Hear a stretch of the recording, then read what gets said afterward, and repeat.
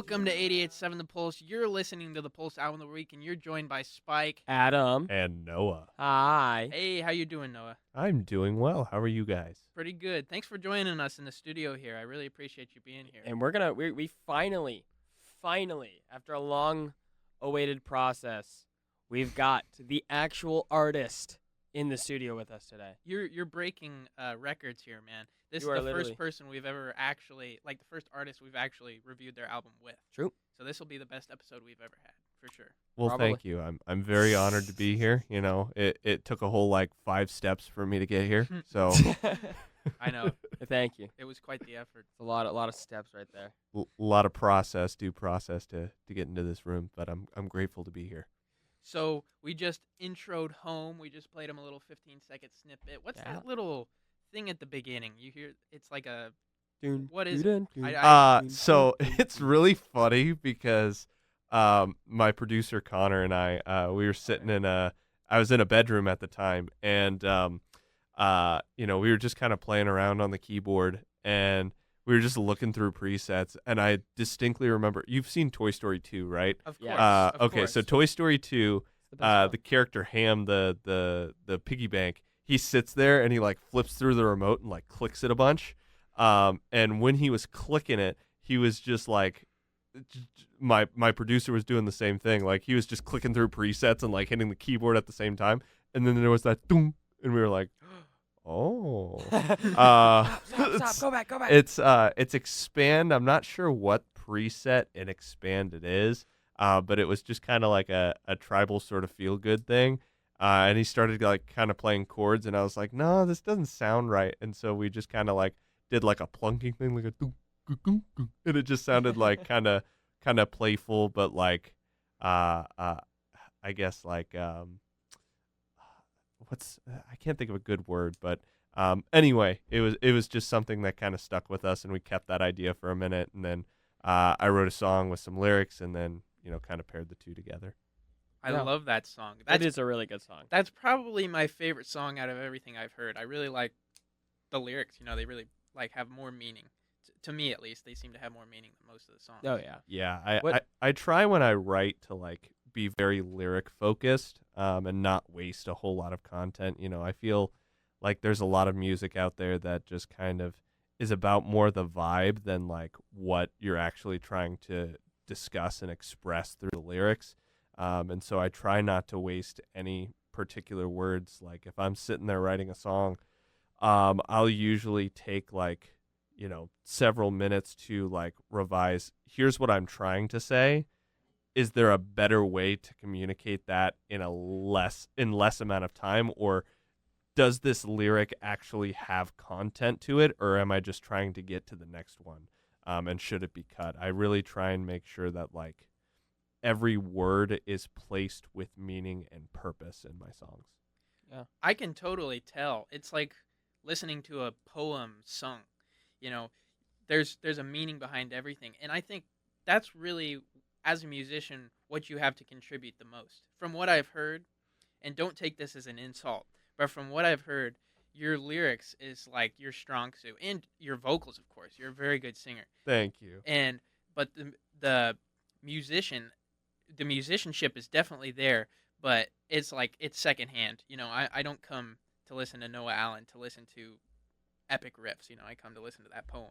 Yeah, for sure. No, I'm a bum when it comes to the guitar. I just pretend, but I'd like to think Pretend? that. Oh, yeah, that is I see that what is you a did song there. title. I didn't even mean to do that, but Wow. Badooch. I love it. It was a fight to what we were going to put on this episode. It was between Pretend and Crucible for me, but we ended up with Crucible. Yeah, I You'll hear that one really, later. really liked Crucible. It's just it's always just the guitar for me, yeah, mainly because that's the thing you play. So that song's really interesting because the way that I wrote that one is very different from the others that are on that Whiskey and Wine album. Most of what I write is through personal experience, but that was the one song that I wrote through the eyes of a dear friend who was going through. And actually, if you're curious, because that song is very, it's very up and down. You're not sure if the people who are like characters in that song end up together. But it was like they ended up together as people who this song is based off of. But basically, like this guy that I knew, he was going through like a time where like his girlfriend fell like she kind of fell out of love and was really struggling with like his identity. And so really what it was is like he sat down and he was talking with me and he was like, I know that the love that I have for this person is in there, and I just have to like break through this outer shell that like she's constructed. And that's kind of where that song came from, was that conversation of like, I know that you still love me. I know that we can still make this work. Like, just talk to me, and let's work this thing out. Oh, Wow, that's deep. Like I said, It's no cool, no though. wasted words. Yeah, no, I that's I mean, I don't write music. I know Spike does, but that's what I've always loved about like musicians and stuff like that. If they can see if they can put every single detail in every single word that they say for a lot of their songs, it just makes the music sound so much better. Like if there's a story being told in said song or all albums Mm-hmm. or their albums, like it's just it makes me want to sit down and listen to the entire album. Yeah. Well, I got to bring this up. I've noticed a reoccurring theme in some of your music. There's this lady. Can you tell me little bit about this lady? So I'm watching some of these music videos. You're kissing this lady. Who is this lady? Tell me about her. Because she seems to be like clearly a huge influence on more than like half of your repertoire. Sure. So, spoiler alert. That's my wife. At the What? time of writing Whiskey and Wine, she was my fiance. We've been married for almost 5 years now, going on 5 years Wow, in July. congratulations. Yeah, thank you. But she was a big inspiration in like me pursuing music, like not just as a passion, but like as a career, and a decision moving forward to like just go after that dream. And so, yeah, I did write about her a lot. And I will say, like, when I started writing songs, I was 18 years old, and I was in a very, like, broken state of mind. My big passion, like, before music was sports, and I was huge into basketball. Heck And, yeah.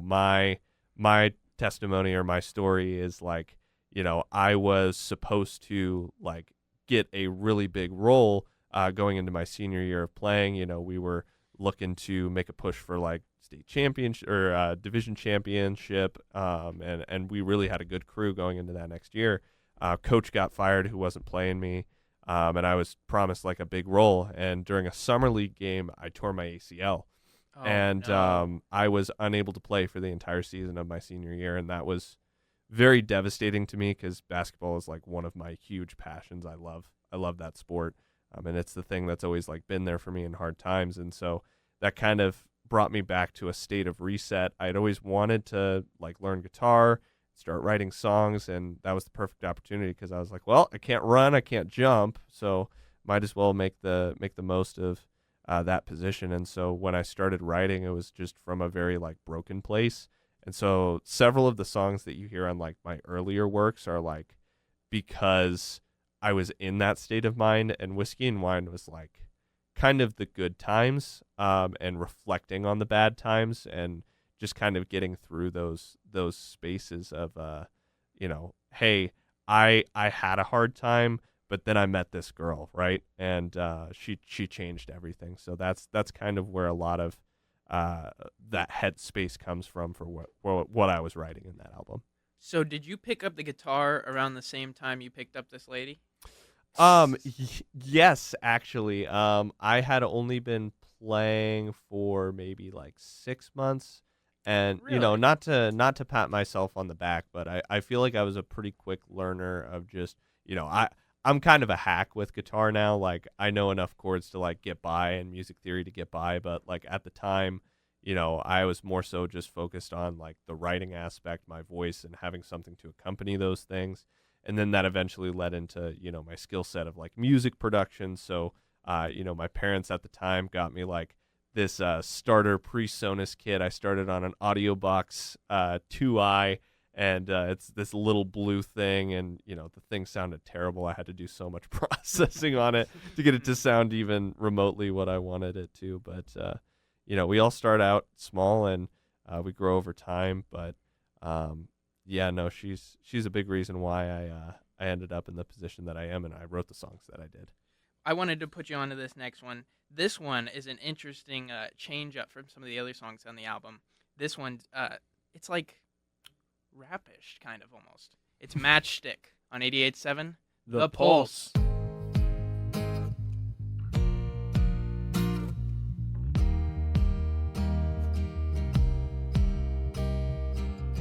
I've been trying to blow up your phone feed. I find you at home. You've been saying you're so alone. Your love is like a 1-2 punch. Suddenly it's 3 for a dime. Hammer back, you hold the gun. You can go and tell your friends that I lay you down, but baby, don't you lie to me. So just promise me just this one thing. You don't love me anymore, baby. So like my matchstick, I'll be content, falling out of love.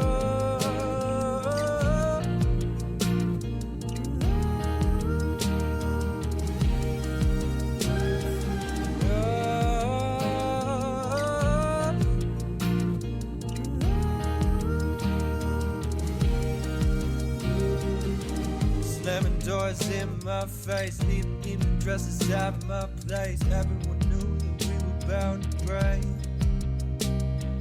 And yeah, it was kind of fun to feel the warmth of your love. We came so close and we fucked it up.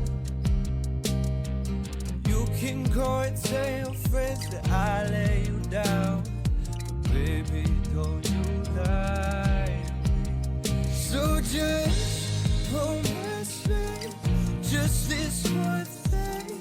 You don't love me anymore, baby. So like my matchstick, I'll be content, falling out of love.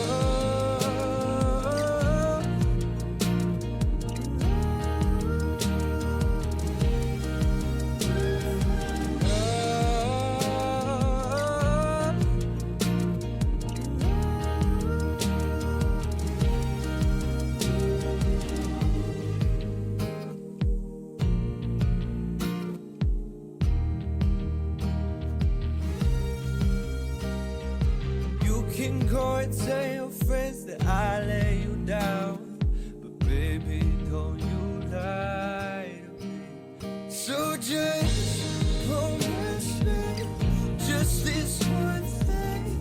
You don't love me anymore, baby. So like my matchstick, I'll be content, falling out of love.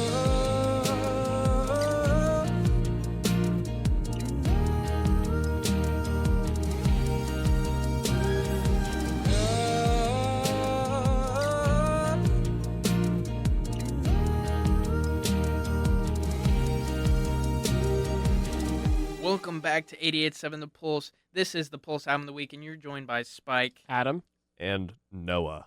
Noah. Thank you for I sticking know around. a guy Wow. named Noah. Badooch. Good stuff. So you just heard a little bit of Matchstick. Tell me a little bit about that song, because that's a different cadence than the rest of the song. Mm-hmm. So I will tell you, like, a lot of, like I said earlier, like, songs that I wrote are either, like, what's happening now and moving forward, or reflecting on, like, going back. Matchstick was, like, it was made out of a place of anger for, like, love that I had had for people before, and just feeling like it wasn't reciprocated in the right way. Now, was that for like a lady, or was this just love for like family? It's more so just about like relationships. It wasn't written about like any one particular person, because obviously like I'm a huge believer in, everything happens for, a reason, or, you can use things for good. But, at that time, I was still feeling a lot of like anger and resentment for like, why couldn't this thing have worked out? And I just needed an outlet for that. And so those songs became, or that song in particular became that outlet of just kind of like, a lot of people, a lot of relationships that I had prior to my wife were just kind of women who kind of lit the match and then threw it over their shoulder as they walked away. And so that's where the title of the song came from, is just like, bye, and then just like leaving someone else to pick up the pieces of that. So you're the matchstick. A little bit. I'm the thing that the matchstick was thrown onto and blown the heck to smithereens. Oh, I see. Yeah. Okay. Yeah. All right. And I'm gonna be completely honest. I'm looking at your. I'm sorry to say this, but I'm looking at your Facebook for the Noah Allen music. You really love to put your hand on your head. I'm gonna be completely honest. I don't Is know that why. your move? That's like It's just something I just saw was just now. That was a younger me at the time, and you got to do what the popular artists are doing, and that's the pose, man. That's the pose. That's the That's pose. the pose, I guess. And there's pictures out there that I'm like, wow, thanks for putting me in that position, producer. That's going to be around on the internet forever. The internet is forever, Yeah, Yeah, ladies it and is. gentlemen. Like March 21st of 2002 when you're digging in a dumpster. Yeah, that one's. What? What's That the was- context there? Honestly, what that was What? just to check and see if like people would actually stop to like look at a picture on Instagram. Just be like, what the heck is this guy doing in a dumpster? I stopped and looked at it. Yeah, Yeah, exactly. It worked, stopped right? Me. I mean, I've on other like social media accounts that like I've managed, even for like Pulse Records, like one of the things that I like to do every once in a while is just like I posted a picture of a monkey one time and was like, if you love this monkey, you'll listen to what I have to say in this post. Just stuff like that. I'm a goofy individual, and so some of my photos like reflect that. And I would say if I were to kind of jump on the social media train, you'll find this out later and you can ask me questions about it, but like I hate social media. I'm a complete ghost now. But like you got to play the game. And so at the time I was definitely like playing the social media game. It's not a game I enjoy, but it's what you have to do when you're in that Sure. position. It Sure. could be fun if you're posting pictures of monkeys and sticking out of a garbage can. That's the fun part of it. Speaking of how things never disappear once they're on the internet, so Uh-oh. you have a tattoo. Yeah. I do have a tattoo. I never Why knew why about has that. this never come This up? has never been brought up. Tell me Um, about your guitar music tattoo. on your Yeah, shoulder. sure. So that was, I had that done at 19 years old. Really? So you were only um, playing guitar for like a year, and then you're like, "This is This- worthy of a tattoo." So let me back up with another piece of my story. So I grew up in a generational household that really valued like like a hard day's work. And that's not to say that like I'm a lazy bones or anything like that. Like I've dug trenches, I did all the mountain things. I'm originally from mountains of California, but Oak yeah, Ridge, right? Oakhurst, California. Oakhurst. Yeah, Oakhurst. a very small population. And so for years, like it was just always assumed that like I was gonna, join my father's business, which he does. He does like water treatment for the area, makes really good money doing that. He also works for Yosemite National Park doing water and wastewater. My grandfather was a PG&E lineman. So very like engineer centric, very like, hands-on sort of jobs that I just didn't have a whole lot of interest in. I'm a big problem solver, but, music had always had my heart. And so going to school, it was always just kind of assumed that I was going to go into, a field that could make some money so that I could have a family. And engineering was what was chosen. And going to school for engineering, I remember I was in Southern California at Palomar College, and I was taking my first semester down there. And I got into physics class. I got through the intro, And then it was like the first class that was taught. And granted, like I went on Rate My Professor, and this guy wasn't like the greatest teacher of all time, but I sat there and I had to really like contemplate like where my life was going to go if I continued in this direction. I was sitting in the mess hall and just being like, I can't do this. And I remember calling my girlfriend at the time, who eventually became my wife, and just being like, I don't know what I'm doing here. Like, this is not me. I would just hate myself if I continue in this direction. I need to do what's best for myself, and be selfish in that regard, in that aspect. And so then it became like, go study music technology and like do what it is that you're going to do. So it was all around that time, all of that to set up, coming back to Oakhurst, California, for the first time in a while. I got set up. My sister actually got me a certificate because she was like, you should get a tattoo. And for a while, I was just like, I don't know what I'm going to get a tattoo of. And I held on to the certificate. And then I was like, this is going to be a reminder for me about the direction that I'm choosing for my life. Not for what anyone else is choosing on my behalf, but what I choose to do with my life. And it will always be involving music and the making of music and helping people make music, making music for myself. Music is a huge part of my life, and it's just a constant reminder of, from here on out, this is my trajectory. Wow, that's beautiful. I love that. That most people get tattoos and it doesn't mean a lot, but Yeah. that means a whole lot. It's my only one that I have. I'll have because a tattoo's never done, right? They always say a Mhm. tattoo's never done. Like, I'd like to do something like a little bit different with it because it is a bit bland. But tattoos are expensive, so They it'd are. have to be like found money, and it's like I have a Saturday, and like all the things would have to align for it to happen. But that's the story of the tattoo. Wow. And I'm looking here, and you've played a lot of places around here. Over 100 venues in San Diego, right? Yeah, You were 300 here 300 shows. 300 Wow. shows. Yeah. Wow.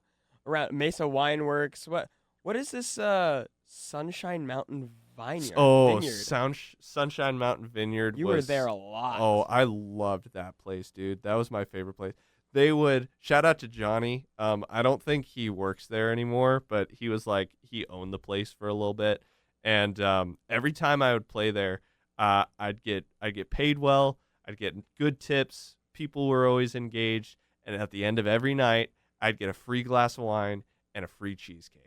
Cheesecake. Heck yeah. Holy Every crap. time. And then if I had like my entourage come out, like they would get like a free like meat and cheese board to like enjoy. Like they treated me so well. And that's like, I always encourage like my students now about like playing live music, and I try and be as transparent as possible. Like the vineyard like winery thing, like a lot of people look down on it because it's like, oh, you're playing like frou-frou music or whatever. But it's like, no, I was getting paid like in one like 3-hour set, I could get paid between what the venue's paying me and tips like $500, and then Oh, free wow. food while you're there, and like Dang. You Yeah. could pay your rent off that. I almost. was. Oh my was gosh! for- Why would you ever come here? Well, that's Might a be a little bit more completely money. different story. While I was able to sustain, I was not able to easily exceed what I was doing at the time. My wife and I really wanted to be able to start a family young. I grew up with younger parents. She grew up with, younger parents. And we wanted to be able to have a big family and really maximize our window to be able to do that. And so that meant having kids early. And, the life of an artist or a musician isn't always the best for like having a family. Oh So no! I had to choose between the two, and I'm thankful that I chose the way that I did. Having a family. I still, I'm working at EVIT as the audio production instructor, so I still get to be around music and music creation. I still write. I still, produce a little bit on the side for some other people. And yeah, so again, going back to the tattoo, right? Like my trajectory, just anything involving music, like I'm a part of, and I love being a part of. The music shouldn't die with families. Yeah. I see a lot of that. People retire as musicians once they join their family. It doesn't need to be like that. They can be hand in hand. You should incorporate your children. Well, into this. yeah, my daughter, like, unfortunately, my home studio has been taken over by my son until we find a new place. Little Oliver. Yeah, little taking up your Oliver. space. Yeah, took up my space, but when I did have like the studio up, like that was my daughter's like favorite place to go when she learned to talk. Is she was like, she would listen to sessions and like be looking at a Pro Tools session and be like, Dada, it needs more pink. And she'd be like talking about like the female vocal, and I'd be like, oh, okay. That's so Like, incredible. and she's like 2.5 years old, and she's already like wanting to learn how to mix. And granted, she doesn't play guitar like super well, but she's like, Dada, I want my play guitar, and we'd play guitar together. And so she's just as passionate as I am. And so again, the trajectory of my life and my family's life is like music focused and music centered. Like it's a huge part of our lives. And if my daughter or my son decide like, hey, I actually don't want to be a musician, like I'm, dust my hands. Okay. I raised you the way that I most anticipated, but I'm never going to force you to be in that position. You know what I mean? Oh, right. But it sounds like she's gravitating towards it naturally. Oh yeah. That's going to be something incredible. There's not much of a better feeling as a music lover than getting your children to play music with you. Dude, I love like when my daughter's like, Dada, can you go get your guitar? And I run upstairs, and just the way that her face lights up. Like I would rather play for her like in our living room than playing for 10,000 people, because like just what it means to her and what she's going to remember of me is way more valuable than playing once for like a bunch of people, or all 300 shows that I played in San Diego. Like the audience of one for her is better than anything. It really is. Wow, that's beautiful. Well, I think it's time to put them on to the next song here. So this one we're excited about. I know you guys have heard this one before, and you'll hear it later on the radio a couple times, I've got a feeling. This is I Loved Her on 88.7 The Pulse.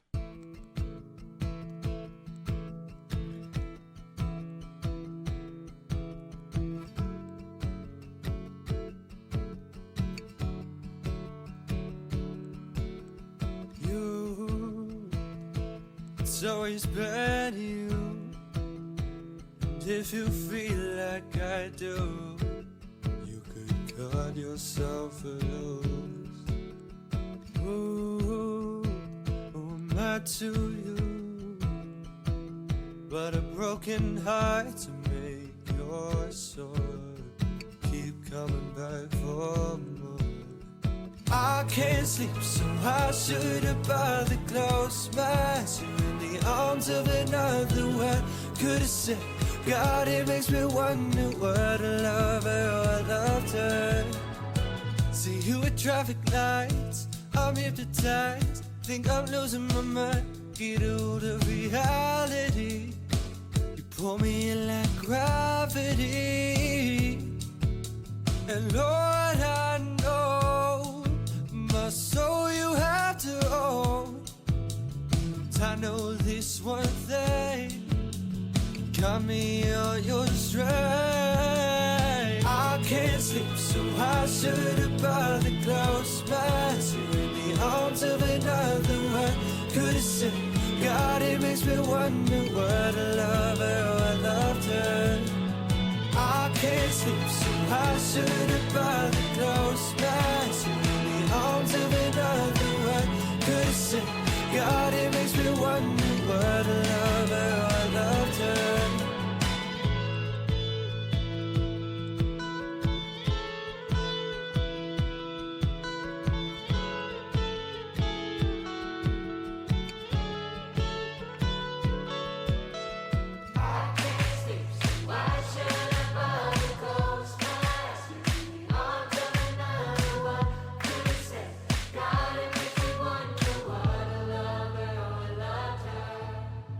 I can't sleep, so I should've bothered close my eyes. You're in the arms of another one. Could've said, God, it makes me wonder what a lover, oh, I loved her. I can't sleep, so I should've bothered close my eyes. You're in the arms of another one. Could've said,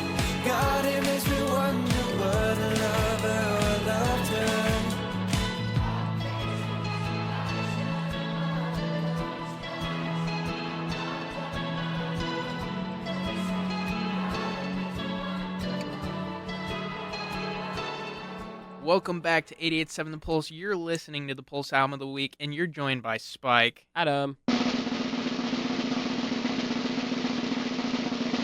And Noah. He's over there.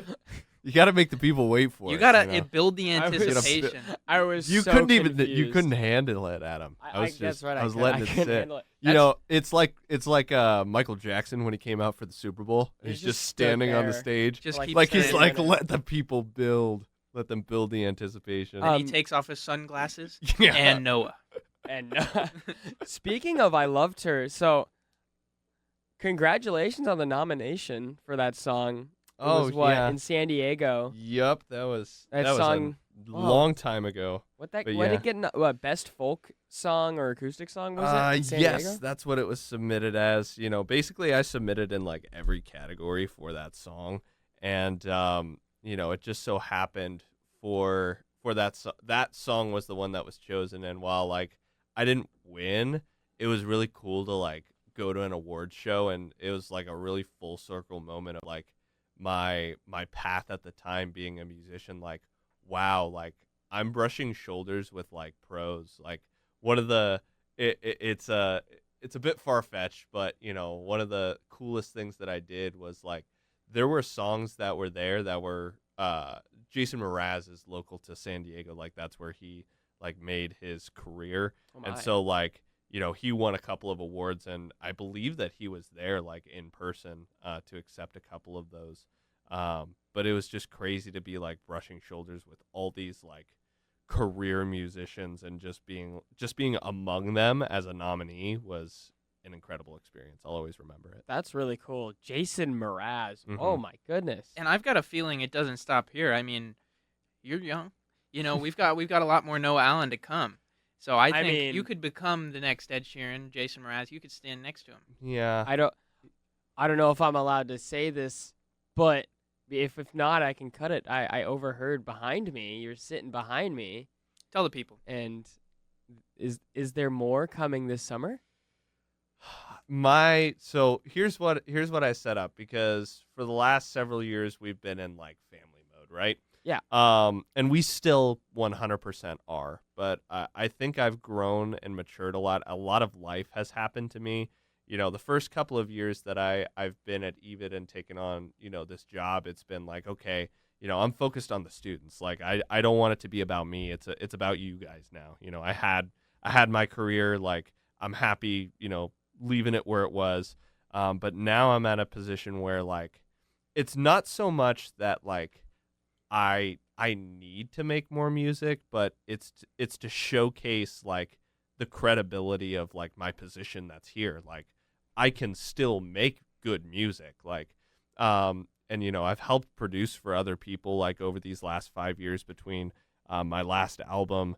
Shout out to Celine. Love that lady. She's great. She's a very talented singer. But you know, I really just want to showcase to my students, and like even more so to like show to myself like I can still do this if I chose to. You know what I mean? It's more of a I chose to walk away and walk away in a position where I felt like I did everything that I could at the time in music. But you know, it's that itch of like, you know, could I still do more, and wanting to come back to that. So my plan over the summer is I have a production like timeline in order, with the goal by the end of the summer having songs ready and set to release at least one. I have several that are like pretty much made already. It's just been a position of like, do I have time to like do all the things that are associated with like actually putting out a song like that? And you know, I sat down with my wife like 2 weekends ago actually, and I was like, hey, this is something that I really want to do for the credibility of like myself in my position, to showcase to students like I'm not a has-been. I can still do this kind of thing and do it at a high level. And she was just like, okay, you know, do what you got to do. Let me know how I can help. So I've got her full backing. I've got obviously several students who are very excited about the prospect of that. And it's not even a position of like, I don't care who really listens to it. It's the fact that like I was able to do it and now it exists, sort of thing. Oh, there's gonna be people listening to it. Oh, yeah. I can I tell you a think I couple will be. Noah Allen fans just in the vicinity. I You know- think since you've become this teacher, you have gained more Noah Allen fans. It was all a marketing ploy. So- And it's working. I could say as a fan myself, we're never gonna let you end this. It doesn't need your career as far as music goes doesn't need to stop with family. I think you have too much to offer, and if you stopped, you'd regret it for the rest of your life. Sure, And yeah. and we're not gonna let you do that. You know, most people like don't even necessarily start a music career until they're like 25. I'm 26. I've already put out several songs. And so like to just say like I'm done at my age, like I can't be done yet. No, it's that's- not acceptable. you haven't mined half the cave, man. Yeah. So you need to get back out there, and so the people are expecting it. By the end of this summer, we're expecting some Noah Allen. Yeah. I'm expecting some Noah Allen. And now that I've put myself in that position, like now there's pressure. So I have to do it. So tell me a little bit about this upcoming Noah Allen music. Are we expecting do you have any concepts for this album? Yeah. I don't know if it's necessarily going to be an album yet. Like I have a collection of songs that I've been able to write like every so often, when the kids aren't like screaming at me, like, and I get a moment of peace, like I write something down. I've got some softer stuff that's like, reflecting back on like being married and having children now. I think the biggest through line is like, there's definitely going to be like a level of maturity and reflecting back on like what it's like to be a family man now versus like, being young and like having reckless love and like all this other stuff, dealing with feelings of like anger at past relationships and lusting after people. Like, I feel like it's much more of I feel like I'm much more wise than I was at that time. And, just kind of reflecting back on like, where is Noah Allen now? Like, what is love like? What are his struggles? What is he dealing with? And just being able to relay that to people who want to hear that kind of thing. Well, so much has happened. I mean, Oh, yeah. you've had 2 children. You've married your wife. Mm-hmm. I mean, just there's so much to talk about. Mm-hmm. Absolutely. So you got a lot to put down on a piece of paper and show to the people. I better be referenced in one of these songs. If I'm not, I'm going to be sad. What Joking. rhymes with Adam? That's what I got to figure out. Saddam. Saddam. Saddam. Adam, I sat him down. No. All right. Well, is it time for this next song? I think we should hit him with it. All right. So this is one we talked about a little bit. We're building anticipation for this one. It's Crucible on 88.7 The Pulse.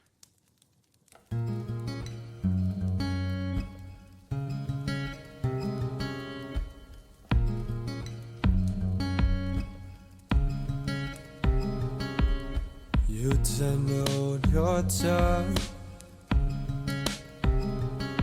when your words crumbling at your feet, when your laws on fire slowly die. You pull me down to my knees. Your crucible won't crucifix our love I'm trying to fix. I know that you're in there. Take my hand, I'll pull you out. Please, darling, don't be scared. Push me away, I'll come right around. I know that you're only desire. Like in a fire. How many times can we have the same fire? Scorch my head till there's nothing left to burn. If you let me in, I go through hell and back again. I can handle the hurt. Your crucible number one crucifix I love, I'm trying to fix. I know that you're in there. Take my hand, I'll pull you out. Please, darling, don't be scared. Push me away, I'll come back around. I know that you're only desire.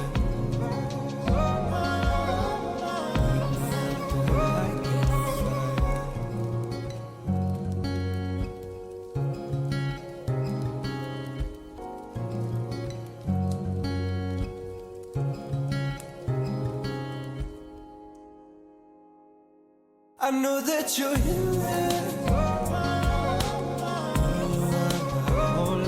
Take my hand, I'll pull you out. Please, darling, don't be scared. Push me away, I'll come back around.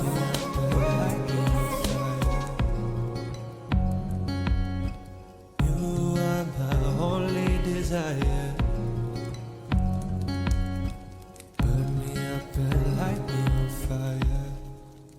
Welcome back to 88.7 The Pulse. You're listening to The Pulse Album of the Week, and you're joined by Spike. Adam. Woo! And Noah, man, back in the studio. I was so waiting to wait an eternity. Oh, man, you could tell See, you're a now you were musician. anticipating to wait, so then I had to come out faster. See, that it's all about stage presence. Stage presence is huge. That's what I am saying. You're you like have Mozart. no idea how many times I talk about stage presence. It means everything. it does. Wow, that's how you know you're a musician. You got that charisma that you walk up on stage and you make them wait, then all of a sudden, bam! I love it. Some might call it Riz. Yeah, no. Okay, yeah. This is your last time in the studio with us. Thank you for joining. And that was Noah Allen. Goodbye. We're done. Oh man. So, this album is a beautiful compilation. I mean, you take a couple categories of music. I mean, first of all, it's like the folk kind of stuff, but you take a little bit of Ed Sheeran's like modern pop vibe and put it in there. So, I'm a big fan of this. You know, you opened up a new gate, and so I really appreciate what you've given the world here. Yeah. Sorry, go Oh, ahead. Wow. No, you're replying to him. That's fine. No, I was just gonna say, you know, Ed Sheeran was definitely like a big part of like my decision to follow music. So there is a lot of like similarities and like specifically writing style. I really appreciate like Ed Sheeran's like the amount of content that he packs like into a specific song. Not everybody's like a huge fan of like the super altruistic like pop stuff, but like going back into like his catalog and doing songs like Make It Rain, where it's just like so intricately detailed for like a blues song, or like going back into other songs within his catalog that just like really hit you as like there's so much going on within the context of this song. There's so much imagery, and I really try like when I'm teaching songwriting to students, like tying it back to an artist that they care about, but just like analyzing what's actually going on with the words that are spoken. Is it, you know, because a lot of people, they start writing and it's just a lot of feel. And there's nothing wrong with like writing a song that's just all feeling, but like if you do only feelings, like people are just going to be like, okay, that's cool. But like there's no mental picture that's painted. You know, I'll use the song Home as an example. So, beauty's in your eyes, your future's in mine. What if we escape tonight? Would you leave it all behind? And that paints a couple of different things. It's talking about a person that you're looking at, seeing your future with that person. What are we going to do now that we've met up? And, you know, the song continues with a bunch of different things, but the next stanza is like talking about you know, I've been wishing, and just talking more about like the feelings based on like the situation that was brought up, right? So it's always this balance of like being new enough to where an audience hasn't heard it before, but familiar enough to where it like keeps them listening. And I really try and focus in on that. And obviously there's like a bunch of genres that like inspired this album. I was a huge like listener of Chris Daughtry as a kid. My dad raised me on like Pink Floyd and AC/DC, so there's a little bit of rock influence there. Eminem, a little bit of rap in there with some of my music. I love working with rappers because they make my job really easy. All I have to do is like make a beat and then write a little hook thing, and then they just do the rest. I'm a rapper's best friend. I'm usually pretty easy to work with those guys. Yeah, from getting to know you, just basically I don't even remember when I was introduced to this album. This was last year, probably the start of last year, something like that, when you introduced yourself.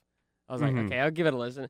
So I've known this album for a little bit over a year, closer to 2, and it's been really fun to listen to. I've added it to my playlist, so I'm one of your like top monthly listeners. 7 there monthly you go. listeners. There you go. I probably biggest am fan your right top. The one song might be on my Spotify Wrap this year, so it's fine. That's awesome. You'll see why, but it's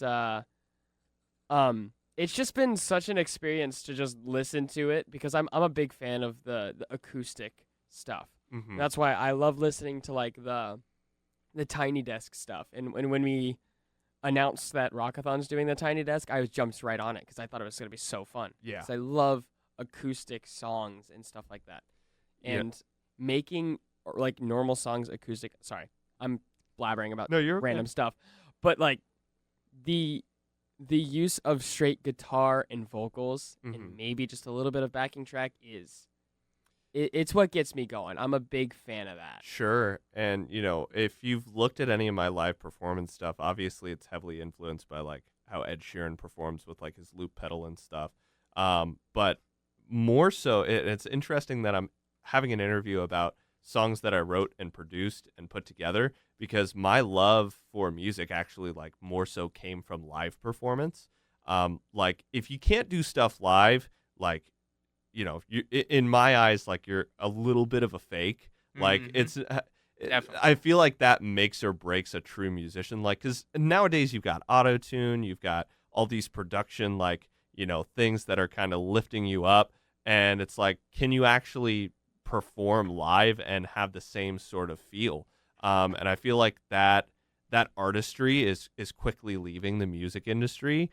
And I would love to see it return with these musicians who can make incredible music. And that's not to say like I'm an incredible musician or anything, but like I always prided myself on like, yeah, I can produce albums, but like I'm going to give you a really good sounding live show with this loop pedal and with, all of these elements that I create. So the Tiny Desk stuff, like, man, I it's really hard for me because again, I have to focus on like it's for the students, but like that's what I love is like that live performance element of like we're going to have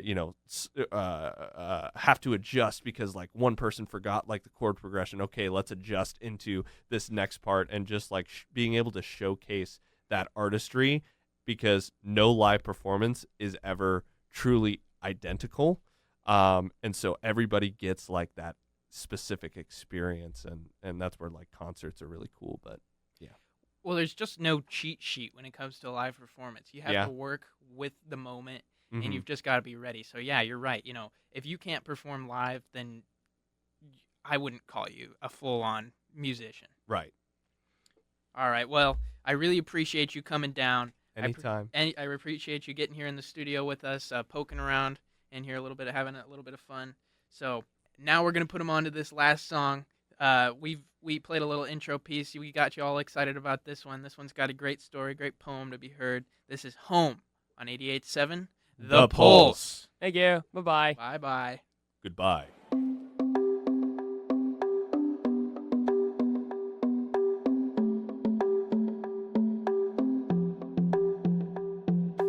Beauty in your eyes, your future's in mine. What if we escape tonight? Could you leave your life behind? 'Cause I've been living, yet there's something missing. You know I've been wishing. 'Cause time spent biting is a poison I've come to know. We both know it's been a long night. We're both drunk off of whiskey and wine. So when the lights go low and the stars won't show, I'll take you home. I'll take you home.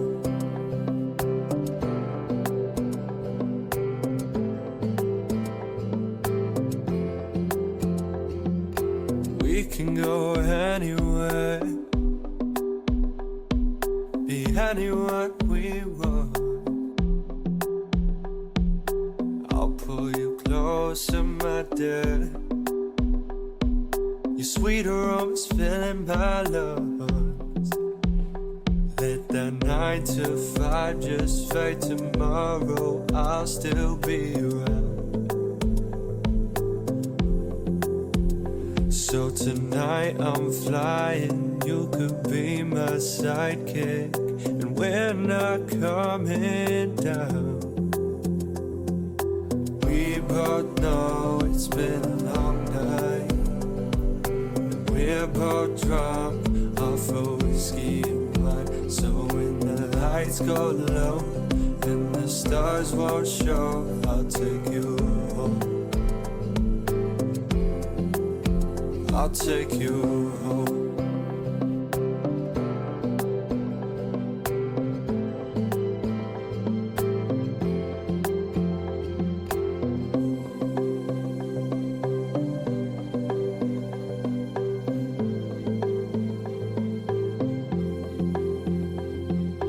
We both know it's been a long night. We're both drunk off of whiskey and wine. So when the lights go low and the stars won't show, I'll take you home. I'll take you. We both know it's been a long night. We're both drunk off of whiskey and wine. So when the lights go low and the stars won't show, I'll take you home. I'll take you home.